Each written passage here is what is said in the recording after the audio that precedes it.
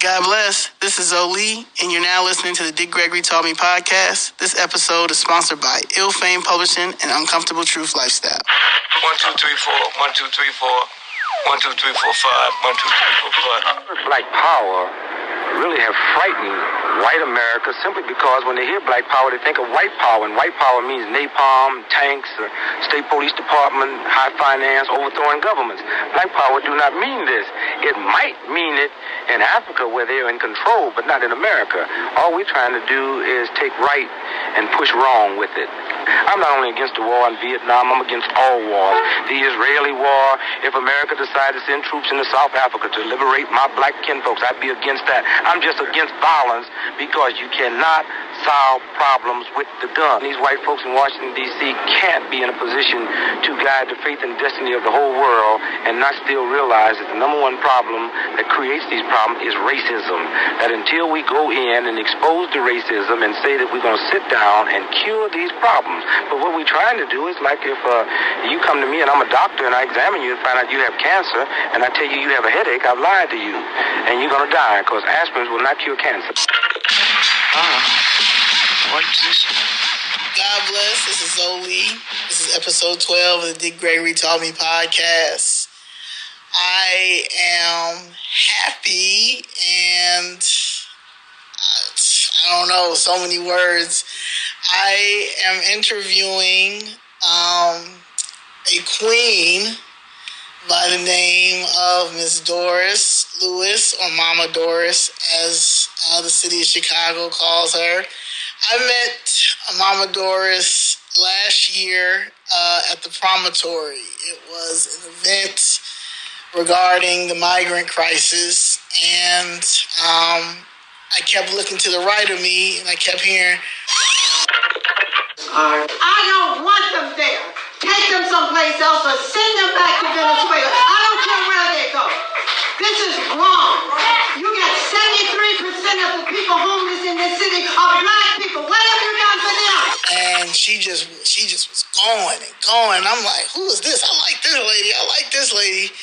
And Miss Jessica, she tracked her down by way of Mr. Blakemore, and we've been rocking ever since. And Mama Doris is a very important figure in the city of Chicago, and I am honored to have her here. She's 80 years young, looks gorgeous as hell, and thank you, Mama Doris. Thank you for. Oh, you're quite welcome. You're very welcome. Very welcome. I'm so pleased to have been able to meet you, and I love what you're doing. It's going to take your generation of people to continue this fight.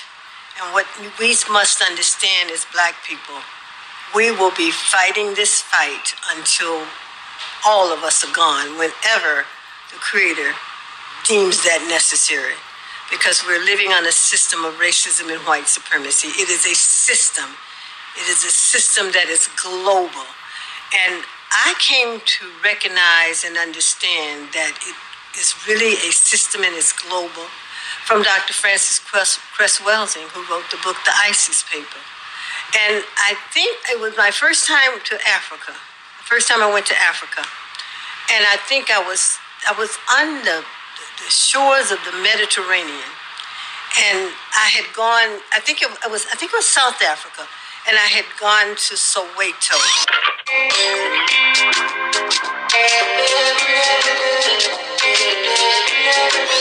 And when I saw the suffering of African people, of black South Africans in Soweto, and then I started just traveling around South Africa, and everywhere I went were black people that black people inhabited. It was abject poverty. And that's when it clicked. I said, I understand what Dr. Welsing meant when she said that the system of racism and white supremacy is global because of the condition, and even today, the condition that African people live under on the continent of Africa is still there today. So that's when I fully understood. I began to understand what she meant when she said racism, white supremacy is global, meaning it's all over the world. You're originally from Jackson, Mississippi? I am originally from Jackson, Mississippi. I grew up in Jackson, Mississippi. I lived in a section that was called West Jackson, and it is where Jackson State University is located right today. The Jackson, Mississippi that I grew up in is not the Jackson, Mississippi. It's not that Jackson, Mississippi today.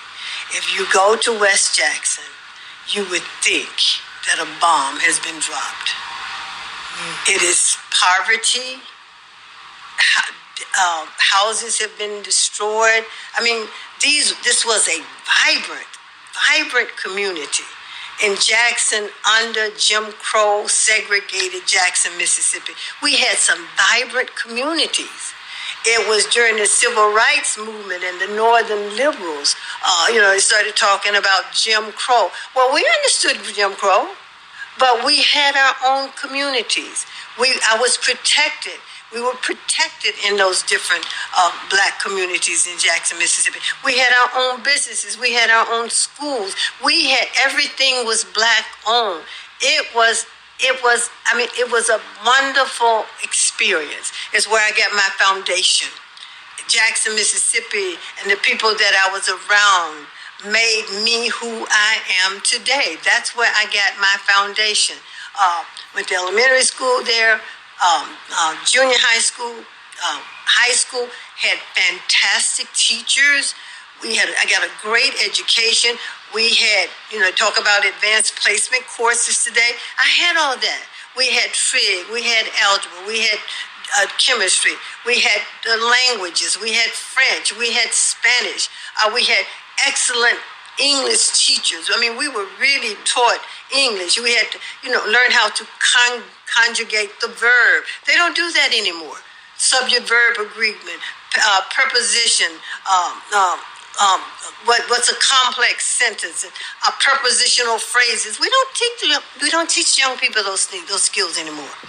And that is still with me today. And as a teacher, when I was teaching, that's what I did. Yeah, these kids. Oof. But it's not the children's fault. And when I was, I think I joined the NAACP youth. I was a member of the NAACP Youth Council. I think I joined around 15 years old, and my mentor was Medgar. My first demonstration was protesting a store that was in the community that was white-owned. In fact, that was the only white-owned store that I can remember being in the community. And the store owner kicked a pregnant black woman, literally kicked her out of his store. And so from friends of mine who are also members of the NAACP West Jackson Youth Council, we went to Medgar and we told him about what had happened. And we said, we want to picket that store. We want to demonstrate around that store. So we came together. It was I don't think it was any more than 10 of us, might have been less. We made our picket signs and we put our picket signs together, and we marched around that store, and the people in the community knew what we were doing, and we ran that man out of the community. That was my first demonstration. And then obviously the civil rights movement started to take place. I met Dr. King. I remember our mass meetings would be held at, it's still there today, the Masonic Temple. It was a lodge. And we didn't have faxes, we didn't have telephones, we didn't have all of these gadgets that we have today in terms of technology. But when we would have a mass meeting, it would be 2,000 people there, by word of mouth, who would come from all over Jackson if they knew Medgar was speaking, about a particular issue. That's when I got a chance to meet Harry Belafonte. I met Sammy Davis Jr. All these people came to Jackson during the civil rights movement. And Tougaloo College, as a private black college, that's where I went to undergrad school. And it was like a haven for the civil rights people, those who were participating in the civil rights movement. They would go to Tougaloo because at that time they said the police could not go on the college. So it was like a safe haven for the civil rights activists. And so when I'm trying to remember what year Dr. King came, because Medgar was killed in 1963. I graduated from high school in 1962. Medgar was killed in June 12th, 1963. But Dr. King had come to Jackson. I can't remember. It was before Medgar was killed. That's where I got a chance to meet Dr. King. And the thing that I remember about listening to Dr. King was he used these big words. I mean, these big words. And I would be sitting there thinking, what does that mean? What is he talking about? But it was just such a treat, to have been exposed to these people. Stokely Carmichael. Stokely he was a part of that freedom movement when the Freedom Riders came to Mississippi. I got a chance to meet Stokely. I got a chance to listen to him. And, a lot of the young people who came north during the movement, the Freedom Riders. So we got a chance to meet a lot of those young people. So it was just a wonderful time. And I mean, we weren't afraid. We would challenge the racist white supremacy system in Mississippi. And I knew anytime I participated in a demonstration, I knew that I could be killed, but 16, 17 years old, who thinks about that? Our parents, most of the time, didn't even know where we were. We heard tell of a demonstration taking place, we were gone.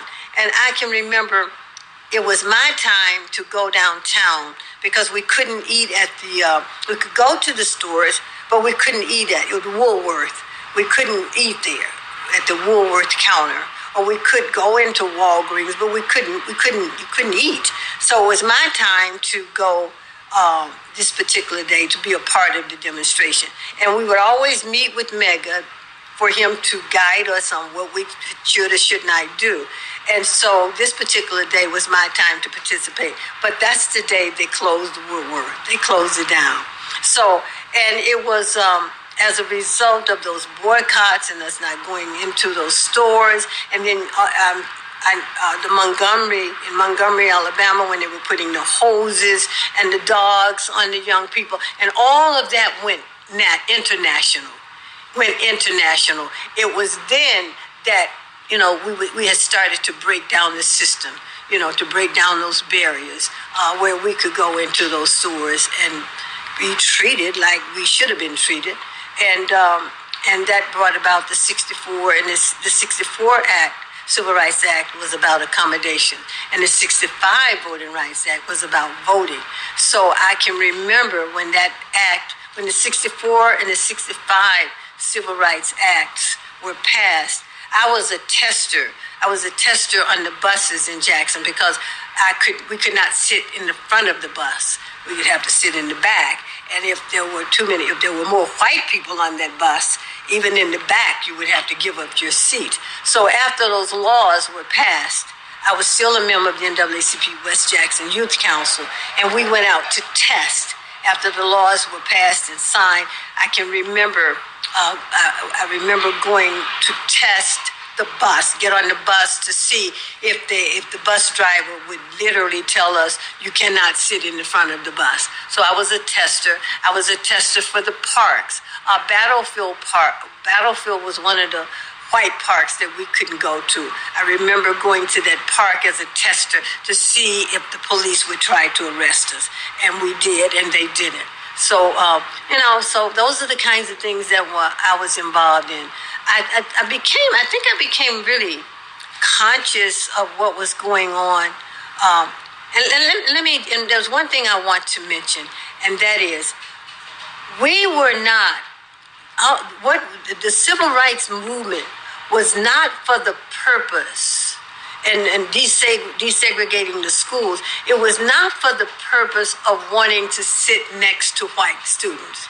It was about resources. Now in Jackson, we had the resources. The books may have been slightly older than maybe some of the books in the white schools, but we had access to a very good education. But in other parts of Mississippi, it was not like that.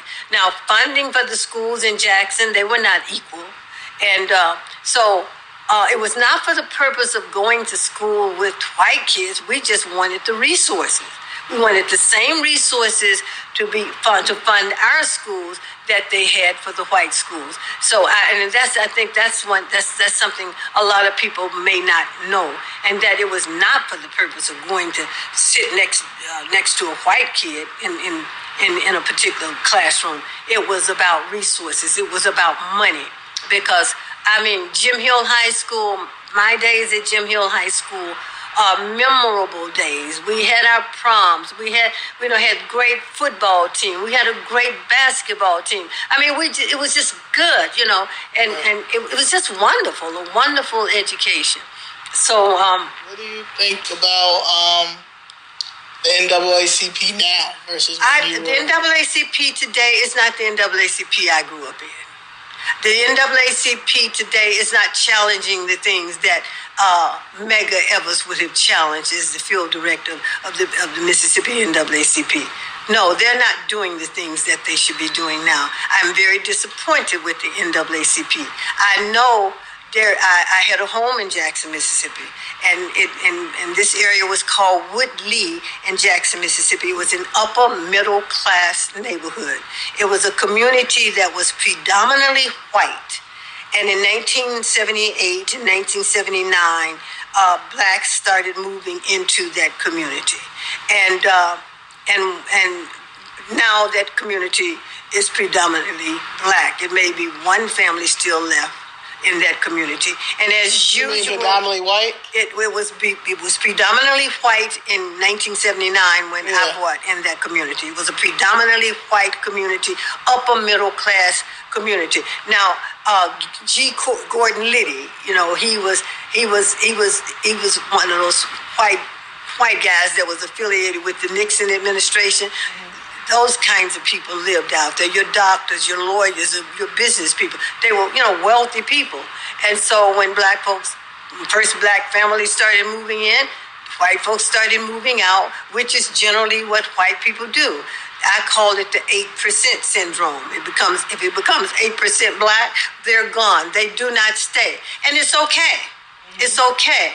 But, and I bring all that up to say this is where Derek Johnson lives today. So my house was kind of like right around the corner. I could walk to his home. And I'm just not, I don't think the NAACP is challenging things the way the way Medgar did when he was, during the heydays, in my opinion, of the NAACP in the 1960s. The NAACP to me is they're taking a lot of money from corporations. Yes. You have the what's that award that the Image Award? To me, it's a social club. Yes. And so when you start taking money from the establishment, then they start to tie your hands in terms of what you can and cannot do. Because the NAACP that I know, that I grew up under, would be challenging all of these killings. Yeah. All of these killings of black men and black women. We would have a crime bill. Right. And they would be challenging it. In the NAACP that I grew up in would be challenging the Biden administration, the Democratic administration, or Republican administration about a crime bill, an anti-hate crime bill for black people. That's the NAACP I remember. It is not that NAACP of today. You speak about Medgar Evers.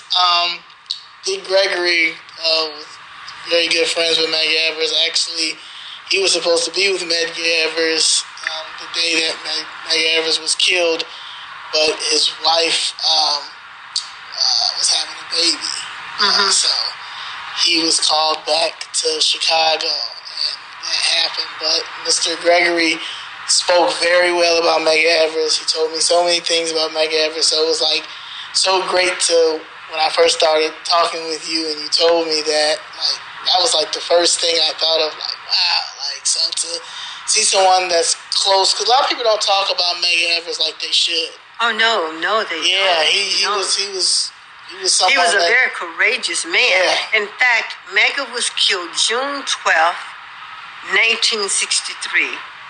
I have participated in a huge demonstration in Jackson the day before the day before Medgar was killed, and I left because I would come here in the summer and to work.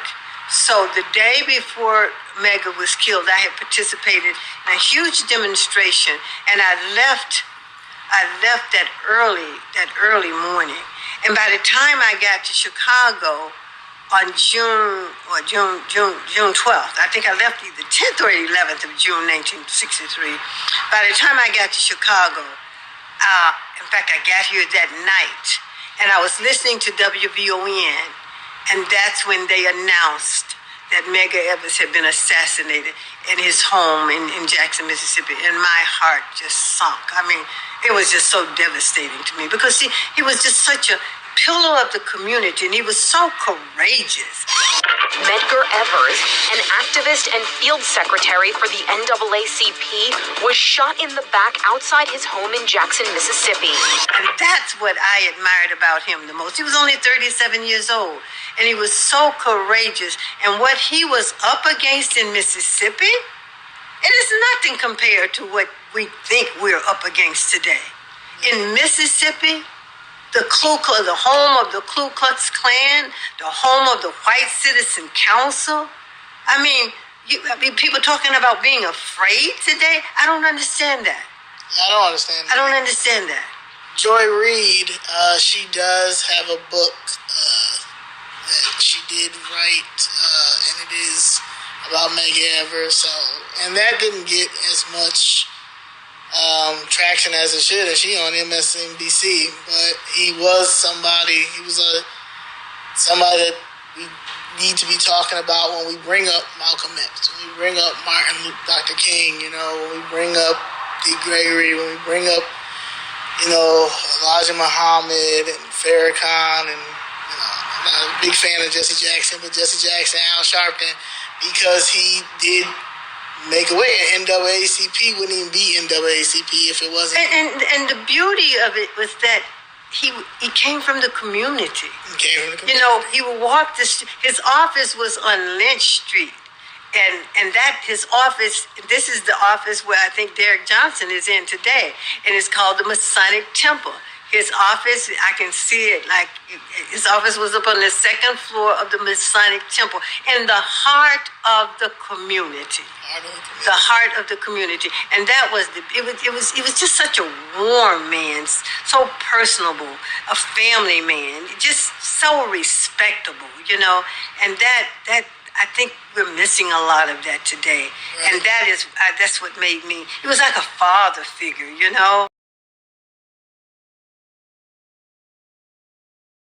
remember having only one white student in my classroom. Everybody else was black. And I would always, always challenge the system if they were doing something wrong or something that I thought that they shouldn't be doing. If we didn't have the books that we needed to have, I would always challenge them. And every school that I worked at in Mississippi, I got fined. White children and black children were in the same building, but they were not in the same classroom. Okay. I had a second grade class that year, and I remember taking my second grade class kids to the bathroom. So you had the white teacher there with all of the white kids. Here I am with my little second grade kids, all black, and I told my kids to, okay, you all can go on into the bathroom. So because the white students were in there, she did not want my students to go in. I said, well, the only reason they will not go in is you try to stop them, or I tried to stop them, but you're not going to stop them, and I'm not going to stop them. So they're going in. And if you don't want your children in the bathroom with my children, then you bring your children out. That's exactly what happened. This little small town where the word got out that I had challenged this white woman, this white teacher. Well, I got fired from that job. And so affirmative action, we're no longer beneficiaries of affirmative action. And the people that have benefited from the affirmative action more than anyone have been white women. Mm-hmm. White women. And Asians. My mother says white women are not a minority. No, They're not a minority. But you know, white people come up with laws or come up with anything to so that they can accomplish whatever they want to accomplish. And Asians have benefited from affirmative action. Asians and white women. But affirmative action, it was not, excuse me, it was not set up for anyone else but black people specifically. And we have been the ones who have benefited the less from it over the years. So when they ended affirmative action, I wasn't all that upset about it, because you know, Asians and everybody else, Asians, white women, Indians, immigrants, everybody started to benefit from it but us. So I was not upset. What do you think about the Chicago public school system now versus when you were? When I came to this system in 1975,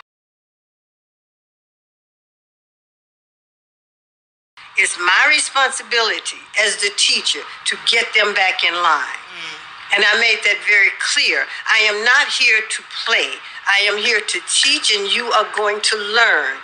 There will be respect for me, and I will respect you. I'm not tolerating this nonsense. I'm a teacher. I enjoy teaching. So you have to set your standards, and you have to let your children know you have standards. You know, you have expectations. What do you think about the impact of the undocumented immigrant children coming into the schools now? Right now? Yeah. What do I think about this? I am totally opposed to illegal immigration. I am totally opposed to all of these immigrants from around the world coming into America and everything being given to them. And now immigration goes back as far back as the 1800s. Frederick Douglass, Marcus Garvey, W.E.B. Du Bois, they all talked about immigration and the impact that immigration was having on its citizens. But it impacted its most vulnerable citizens, who were us. The same today. Immigration is impacting low-skilled black workers, but it's also impacting black workers in technology. Yes. In the STEM jobs. Google, you have the Indians. I mean, you have every race of people, every ethnic group in this country. Now, the Ukrainians, they're in here. The Polish are in here. But you see mostly the ones who are from South America, Latin America, and Central America. And you see the Africans. But they're all in here. But what is so disturbing to me is that these people are being brought here for a specific reason. And that is to run black people off the land. To run black people out of their communities, to take jobs from black people, and they are being given everything they need to make it in this country. Out of Asia, you will find Vietnamese towns all over California, little Cambodias. You'll find a Chinatown in every major city. You'll see the Hispanics come in. They'll build a little Mexico, a little Havana, a little Hialeah. You find little Italys, French towns, German towns, Greek towns, Polish towns, but you cannot find one black town. And Chicago, they've spent $400.4 million on illegal immigrants. And their rent is being paid. Their food is being paid for. They have clothing. They have everything. This was not an opportunity that was afforded to blacks of enslaved Africans. Our ancestors came in here with chains around their necks, on their wrists, and on their feet, with raggedy clothes, and then put on auction blocks and sold. Well, another thing I don't like, don't compare this black struggle, the struggle of descendants of enslaved Africans. Don't compare them to us. They're not on our level. They have not gone through what we've gone through. How dare this government? How dare anyone says, well, they're just trying to, they just want to, they're just coming here, they're doing the same things that black Americans did. No, they did not. They came here on their own. And Joe Biden, as I've said, we've always had this immigration. And it's always been a criticism of immigrants coming into the country when you have Americans who can take these jobs. But these people, this surge in immigration, I've never seen a surge in immigration like I've seen under the Democratic administration. And when Title 42 was about to end, I mean, that's when they flooded those borders. They flooded those borders because they knew that once Title 42 ended, if they came into the country, they would be doing it illegally, and they could be deported. So I'm totally opposed to all of this money. It is literally tearing up the black communities in Chicago. Yes. I am right across the street where you have, I know, they started off with 500, 600. I'm thinking it may be 1,000 people in this hotel, literally right across the street from me in Hyde Park. And they've made it a permanent shelter in Hyde Park, upper middle class community. And they have put these people across the street from me, which is going to impact our property value. South Shore.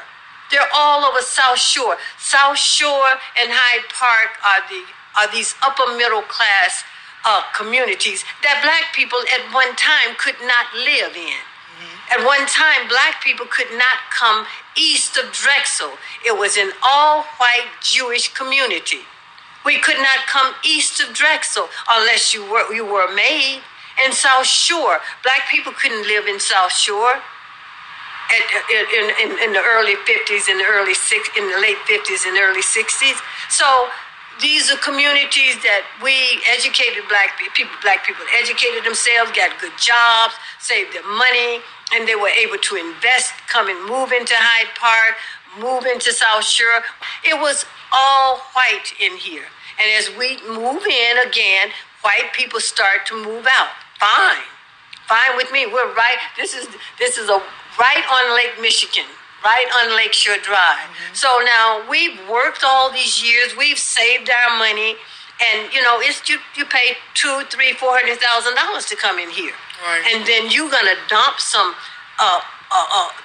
people from around the world right next door. Right. No consideration for the people who live here. These are mostly men. And all these people are not angels. I've seen some walking around with ankle bracelets. Mm-hmm. They're doing drugs. They sell drugs, prostitution. So they're not your best and your brightest. Not all of them are seeking asylum. No. And these are mostly young men. Mm-hmm. A lot of the people here are afraid to go out because it's mostly military-age men who live over there. So I'm opposed to it. How dare you? They're the Spanish community, in the Hispanic community, they fought them to keep them out. In some Asians community, Brighton Park, yes. They fought to keep them out. Our politicians haven't done anything for us.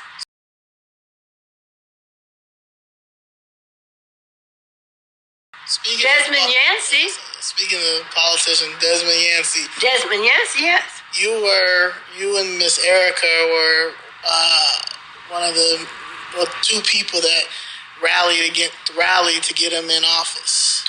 Desmond Yancey. Someone called me from his office when I did not know anything about this man. Had never seen his name. Had never heard of him. With the exception of seeing his name out there on one of those posters. Mm-hmm. I just happened to be home one day and his office called. And they were calling to ask people to vote for him. And then in my conversation with his office, I learned that they wanted volunteers, and I volunteered to participate to join his campaign. I joined his campaign. Sister Erica Dunn and we set up a meeting with him at the hotel over here on 53rd Street. I took with me this contract for Black Chicago 2023. We met with him, we presented this contract to him, and I said to him, if you support this contract, he read it, he liked it, he embraced it. I said, if you support this contract, because it's something that you can introduce as an ordinance, and this contract is about these 15 departments of city government, the Chicago Police Department, the Chicago Board of Education, the Chicago, the Fire Department, housing, on down the line. And we did the research. Because when the election was coming about, we said, you know what? We need to put together an agenda. Is this for the local election? Or? This is the local, mayoral, and the aldermanic election. Okay. Now, I got this contract, I got this idea from Ice Cube, because I had read where Ice Cube had put together a contract for Black America. He presented it to Donald Trump. He presented it to Joe Biden. No, Joe Biden and Kamala would not let him. Okay, well, Donald Trump did discuss this. Yes. He had a meeting with Donald Trump, and he discussed this contract, the contract that he put together for America. Joe Biden and Kamala Harris never met with Ice Cube. And the Black community was very critical of Ice Cube, which, in my opinion, is one of the most foolish things we could have done, because we are the only people